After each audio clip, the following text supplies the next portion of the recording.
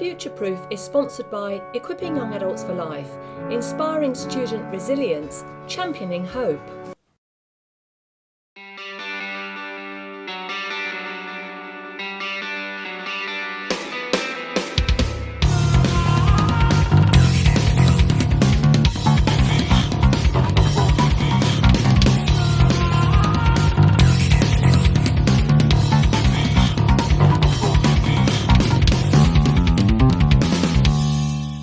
And by the way, I'm still on a journey too. You know, that I don't think the journey ever ends. So a gentleman who helped me with that wisdom is a gentleman called Howard Gardner, and I've brought both of his books here. I've got two he's written prolifically about multiple intelligences. For those of you who were damned and trashed at school or felt that you walked out with no particular brain cells that would vouch for very much in life and what have you, then go and read Howard Gardner. He really showed me just how intelligent I was, and also showed me that every single human being has a selection of intelligences. So the question is not, are you intelligent? That's gone, it's been binned. So I would never ask you that, and don't you ever let anybody ask you that. You want somebody to come up and say, hi, what intelligences do you have? And I'm going to take you through his 8 intelligences. They fundamentally changed my life. I realised, number one, that I already had quite a good high EQ, emotional intelligence. Emotional quotient is what that means. But also, apparently, IQ cannot be changed, EQ can be learnt. EQ is always to do with the positive things in life and what have you, but IQ can't change. I believe, even if I'm on my own, that that is not true. Because once I fully acknowledged how high my EQ was, my IQ went up as well. But other people might argue with that, but that is my personal experience. And I think maybe it was predominantly confidence related rather than ability. So, first one, linguistic intelligence. I always say these are people who can open an email and spot a spelling mistake before reading it. They certainly see the grammar. You might be one of these people. You don't even have to read it, but your eyes will be pulled to the 3rd paragraph and the 4th and 5th line. Grammar, there's something wrong there. You spot it. You might be multilingual, bilingual. Next one, numerical. These are people, logical thinkers. My husband's a chartered accountant. He needs it in lines and columns. Sometimes he'll say to me, Sarah, it's too many words. How many men are, all your hands go up, you know. Sometimes we use too many words. Can't process it. I'm saturated. Done. Interpersonal intelligence. These are people who have a wide network of friends. They're good at building relationships. I'm not talking about social media. I believe it's career, I could be wrong, that has the highest portion of individuals, teenagers, that have the highest number of friends. But they also have the highest statistics for loneliness and depression. I'm talking about proper social relationships. If you're spending too much time with your internet friends, then please get out there and go and, you know, be sociable. It's so important. And if you've got children, you know, I know the pressures are there, but please guide them as much as you can, because already we are struggling with social interaction as these children are coming through education. Employers are saying they are all very bright or what have you, but they cannot interact. They're not good at customer-facing skills. And even some of them struggle on the phone. But also it's affecting the way that they are being wired and their use of language and development of their vocabulary. You know, what the average person, the average number of words that we had in our own personal vocabulary is drastically changing because people are not speaking as much as they were. So please do all you can. I know it's difficult, but help your children experience socialising properly. And, you know, sometimes it's even down to regular meals sat as a family. Don't feel you've suddenly got to go on a great expedition and recruit about 50 other kids to come and help you. Sometimes these answers are quite simple.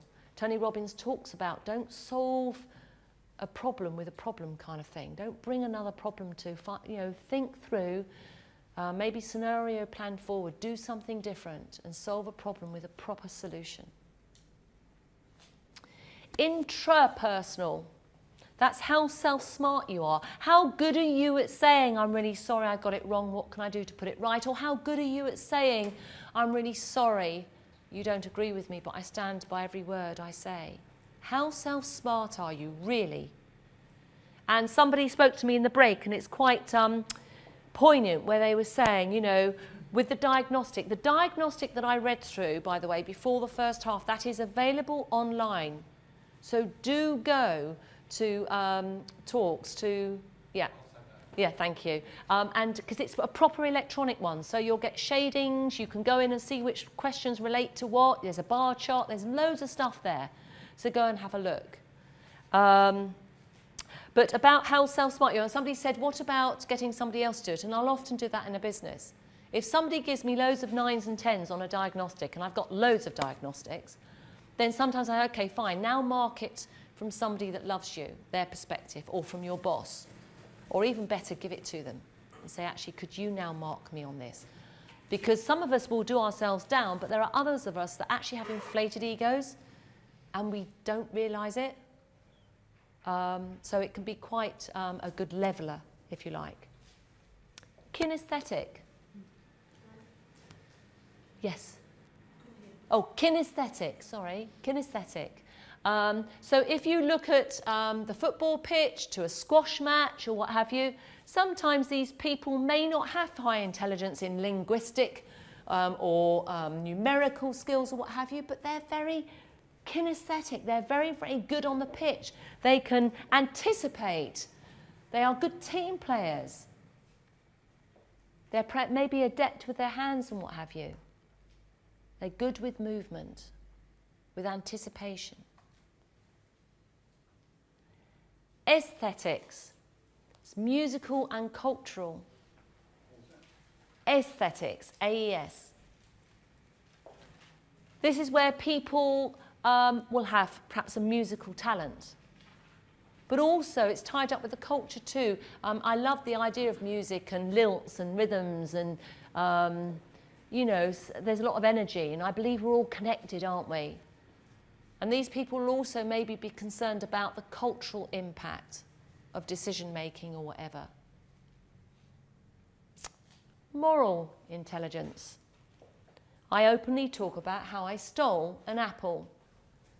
Does that mean that I cannot stand there and say to people, we shouldn't steal? I believe not. I've learnt to forgive myself. Do forgive yourself for the stuff that you do. Most of the time as we get older, the old rucksack on the back is getting heavier and heavier and heavier. Stop beating yourselves up. If you want to be a perfect human being, then it means you've got to be perfect at cocking it up. So there you are, I've given you permission. Just use wisdom to move forward to make better decisions.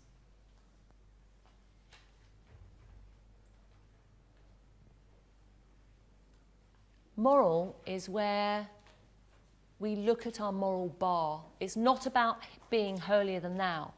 There are some things that I might do and you would stand there and go, I can't believe you did that. I can't believe you said that, because my moral bar is here and your moral bar is here.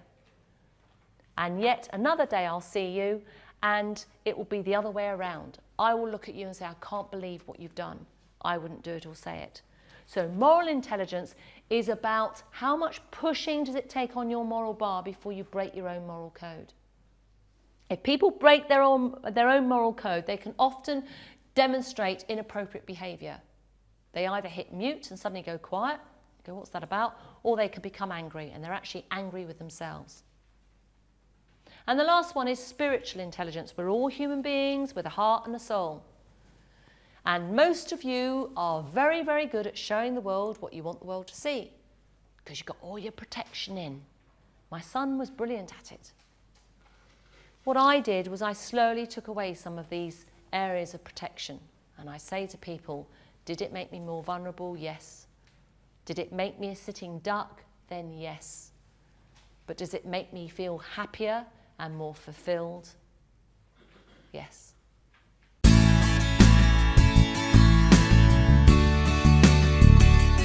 EQ, emotional quotient, is better known as emotional intelligence. It is a tangible tool that can sit alongside your services or your product, and it can be taught. Leaders with high EQ have less stress, they're more effective, and they earn more money. There's a great saying, just because we have pains, it does not give us permission to be a pain. I believe that teaching emotional intelligence has a direct impact on your sense of success and your net profits. EQ will empower you and your workforce